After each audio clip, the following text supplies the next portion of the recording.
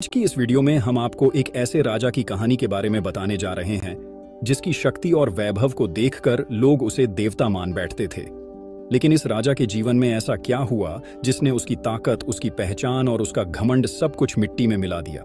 ये कहानी आपको सोचने पर मजबूर कर देगी कि क्या वास्तव में इंसान की शक्ति और घमंड परमेश्वर के आगे कुछ भी नहीं है। ये कहानी है बाबुल के महान राजा नबूकदनेस्सर की। यह कहानी केवल एक राजा की नहीं है, बल्कि यह घमंड, पश्चाताप और परमेश्वर के रहस्यमय तरीकों की एक अद्भुत दास्तां है। यह न केवल रोमांचक है, बल्कि इसमें गहरे आध्यात्मिक सबक भी छिपे हैं। तो पूरी कहानी क्या है इस वीडियो में हम जानेंगे, लेकिन आगे बढ़ने से पहले इस वीडियो को एक लाइक करके चैनल को सब्सक्राइब जरूर करिए और नीचे कॉमेंट में जय मसीह की या हल्लेलुयाह जरूर लिखें, क्योंकि आपकी ये प्रतिक्रिया हमें आगे और भी ऐसी अद्भुत कहानियां आप तक पहुंचाने की प्रेरणा देती है। तो चलिए वीडियो को शुरू करते हैं। नबूकदनेस्सर का नाम इतिहास में एक ऐसे सम्राट के रूप में दर्ज है जिसने बाबुल को अद्वितीय वैभव और समृद्धि तक पहुंचाया। उनके समय में बाबुल न केवल सामरिक शक्ति का केंद्र था, बल्कि यह कला, वास्तुकला और संस्कृति का भी शिखर था।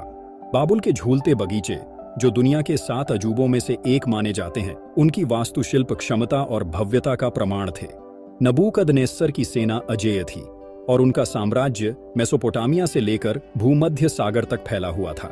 लेकिन इतनी शक्ति और समृद्धि ने उनके अंदर घमंड और ईश्वर से विमुखता को जन्म दिया। एक रात जब नबूकदनेस्सर गहरी नींद में थे, उन्होंने एक ऐसा सपना देखा जिसने उन्हें परेशान कर दिया। वह सपना इतना विचित्र और अद्भुत था कि वह सुबह उठते ही अपने सभी जादूगरों, ज्योतिषियों और पंडितों को बुलाने लगे। उन्होंने उन सबके सामने अपना सपना बयान किया। मैंने एक विशाल मूर्ति देखी जिसका सिर सोने का था, छाती और भुजाएं चांदी की, पेट और जांघें कांसे की, टांगे लोहे की और पैर मिट्टी और लोहे के मिश्रण से बने थे।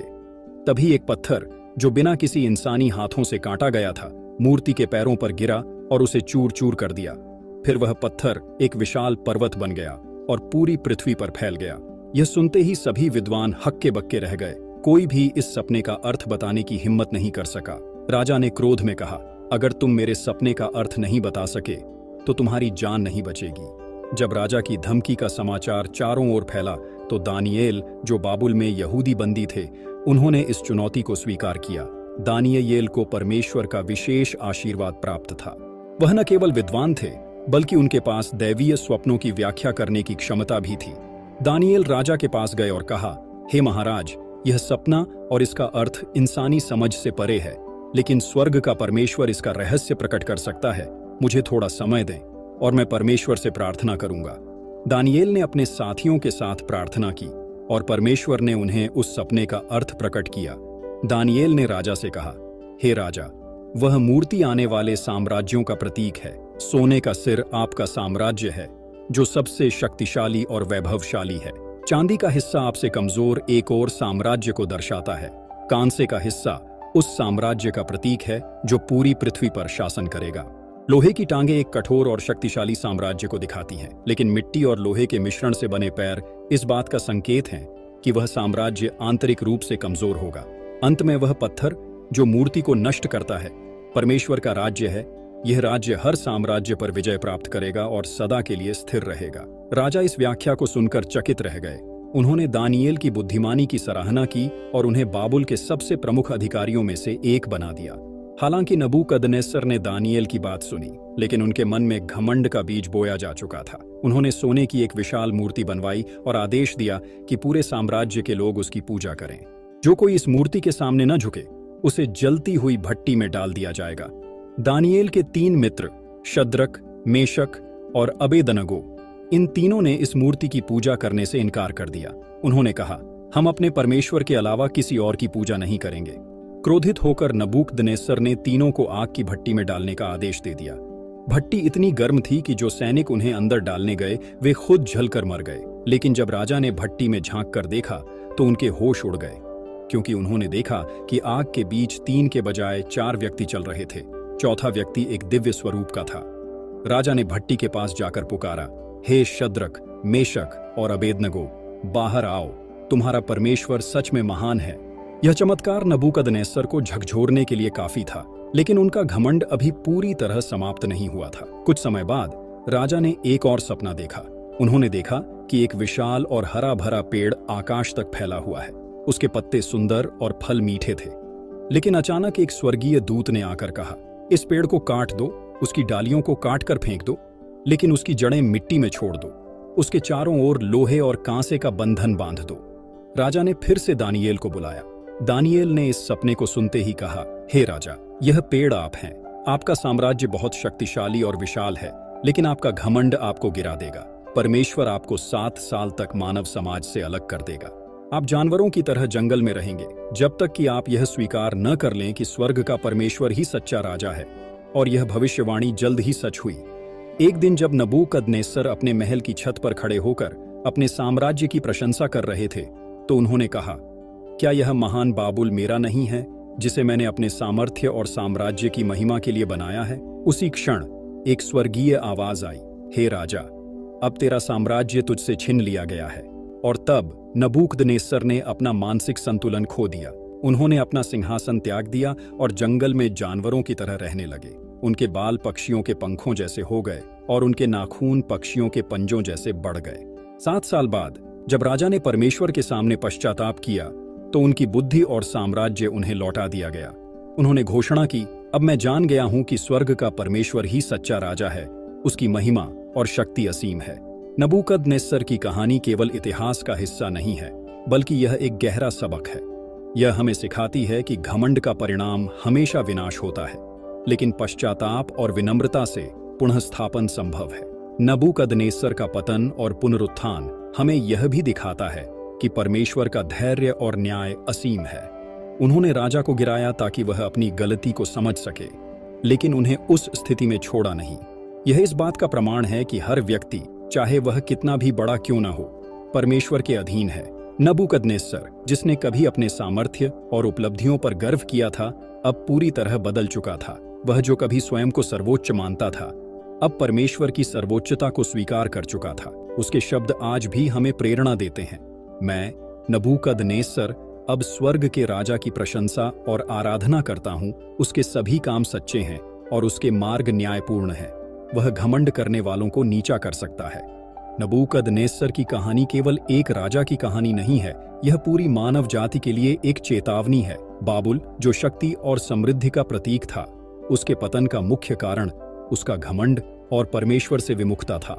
इस कहानी के रहस्यमयी तत्व, जैसे कि सपनों के जरिए परमेश्वर का संवाद, इस बात को उजागर करते हैं कि कैसे ईश्वर अपने अनूठे तरीकों से अपनी इच्छा को प्रकट करते हैं। दानियेल और नबूकदनेस्सर के बीच का यह संवाद स्वर्ग और पृथ्वी के बीच का संवाद है। आज की दुनिया में जब हम तकनीकी उन्नति, व्यक्तिगत उपलब्धियों और भौतिक समृद्धि पर गर्व करते हैं, नबूकदनेस्सर की कहानी हमें याद दिलाती है कि सच्चा राजा केवल परमेश्वर है। इस कहानी में छिपे रहस्यमयी संदेश हमें यह भी सिखाते हैं कि हमारी उपलब्धियां कितनी भी बड़ी क्यों ना हो, हमें हमेशा विनम्र रहना चाहिए और अपनी सीमाओं को समझना चाहिए। परमेश्वर की योजना हर किसी के लिए अलग होती है और हमें इसे समझने और अपनाने के लिए अपने घमंड को त्यागना होगा। नबूकदनेस्सर के जीवन ने यह स्पष्ट किया कि परमेश्वर न केवल शक्तिशाली है, बल्कि वह एक दयालु और क्षमाशील राजा भी हैं। उन्होंने राजा को मौका दिया कि वह अपनी गलतियों को सुधारें। यदि आप भी अपने जीवन में संघर्षों और चुनौतियों का सामना कर रहे हैं, तो यह कहानी आपको प्रेरणा देती है कि परमेश्वर की ओर मुड़ें। उनके पास हर समस्या का समाधान है। घमंड, गुस्सा या खुद पर अत्यधिक भरोसा हमें केवल विनाश की ओर ही ले जाता है, लेकिन नम्रता और परमेश्वर पर विश्वास से हमें पुनः स्थापन और शांति प्राप्त होती है। नबूकदनेस्सर की कहानी एक सतर्कता का संदेश है। यह हमें अपनी गलतियों से सबक लेने, परमेश्वर की महानता को पहचानने और घमंड को त्यागने का आह्वान करती है। कहानी यहीं खत्म नहीं होती। ये आज भी हर उस व्यक्ति के लिए जीवित है जो अपने जीवन में परमेश्वर की आवाज सुनने को तैयार है। आप चाहे किसी भी स्थिति में हों, यह कहानी आपको सिखाती है कि परमेश्वर की योजना से बढ़कर कुछ भी नहीं है। तो क्या आप भी नबूकदनेस्सर की तरह अपनी गलतियों को स्वीकार कर परमेश्वर के पास लौटने को तैयार हैं? इस सवाल के साथ यह कहानी एक आत्मविश्लेषण और आध्यात्मिक जागरण की प्रेरणा देती है। नबूकदनेस्सर की कहानी यहाँ एक और महत्वपूर्ण मोड़ पर पहुंचती है। राजा का जीवन अब एक गहरी आत्मासंधान की यात्रा बन गया था। उसने अपनी शक्ति, अपनी समृद्धि और अपने गर्व को खोने के बाद पाया कि असली शांति केवल परमेश्वर की उपस्थिति में है। जब नबूकदनेस्सर ने पूरी विनम्रता के साथ परमेश्वर को स्वीकार किया तो उसने देखा कि उसकी खोई हुई ताकत और वैभव धीरे धीरे लौटने लगे। परंतु इस बार उसके जीवन का आधार बदल चुका था। जहां पहले उसका गर्व और अभिमान था, अब वहां विनम्रता और आभार था। बाबुल में अब हर ओर यह चर्चा होने लगी कि राजा ने एक नई दृष्टि पाई है। नबूकदनेस्सर के दरबार में जो पहले उसकी शक्ति से डरते थे, अब वे उसकी दयालुता और विनम्रता से प्रभावित हो रहे थे। राजा ने अपने राज्य में आदेश दिया कि सभी लोग परमेश्वर को सर्वोच्च मानें और उसकी आज्ञाओं का पालन करें। यह कहानी हमें यह भी सिखाती है कि कैसे दानियेल, एक परमेश्वर भक्त व्यक्ति, राजा के जीवन में बदलाव का माध्यम बना। दानियेल ने राजा के सपनों की व्याख्या की, उसे सच्चाई का आईना दिखाया और घमंड के जाल से बचने के लिए चेताया। यह हमें यह भी याद दिलाता है कि हमारे जीवन में सही मार्गदर्शन करने वाले लोगों का कितना महत्व है। यदि दानियेल राजा को न चेताता तो शायद नबूकदनेस्सर का जीवन हमेशा के लिए खो जाता। नबूकदनेस्सर की कहानी का एक और रहस्यमयी पहलू यह है कि उसने अपने जीवन में सपनों के माध्यम से परमेश्वर की आवाज सुनी। लेकिन यह केवल सपने नहीं थे, यह ईश्वर का संदेश था। आज भी परमेश्वर हमारे जीवन में कई तरीकों से बात करते हैं, कभी हमारे विचारों में, कभी दूसरों के शब्दों में और कभी हमारे अनुभवों के माध्यम से। लेकिन सवाल यह है कि क्या हम उस आवाज को सुनने के लिए तैयार हैं? बाबुल की इस कहानी का रहस्य केवल प्राचीन इतिहास में सीमित नहीं है, बल्कि यह आज भी हमारे जीवन में लागू होती है। जब हम अपने जीवन को भौतिक उपलब्धियों, शक्ति और धन से भरने की कोशिश करते हैं तो हम बाबुल के घमंड और पतन को दोहरा रहे होते हैं। लेकिन जब हम अपने दिल को परमेश्वर के लिए खोलते हैं तो हम नबूकदनेस्सर की तरह नई शुरुआत कर सकते हैं। ये कहानी हमें सिखाती है कि चाहे हमारी गलतियां कितनी भी बड़ी क्यों ना हो, परमेश्वर का अनुग्रह हमेशा हमें एक नया मौका देता है। नबूकदनेस्सर का जीवन यह प्रमाण है कि जीवन में सबसे बड़ी विजय अपनी आत्मा की शांति को पाना है। ये शांति हमें केवल परमेश्वर के साथ संबंध में मिलती है। तो क्या आप भी अपने जीवन में परमेश्वर के रहस्यमयी संदेश को सुनने और उसे अपनाने के लिए तैयार हैं? इस सवाल के साथ यह कहानी आपके दिल और आत्मा को गहराई से झकझोरने का प्रयास करती है। आज ही नबूकदनेस्सर की तरह अपनी आत्मा की यात्रा शुरू करें और परमेश्वर की ओर लौटें। वह आपका इंतजार कर रहे हैं। तो मित्रों, आज के लिए बस इतना ही। उम्मीद करते हैं कि यह वीडियो आपको पसंद आया होगा। अगर पसंद आया तो वीडियो को लाइक करें और अपने दोस्तों और परिवार के साथ शेयर करें। साथ ही कमेंट में आमीन लिखकर अपना समर्थन दिखाएं और हमें बताएं कि अगली कहानी कौन सी सुनना चाहेंगे। हमारे चैनल को सब्सक्राइब करना न भूलें ताकि ऐसी और भी अद्भुत कहानियां आप तक पहुंचती रहें। आपके साथ इस यात्रा में रहना हमारे लिए सौभाग्य की बात है। जय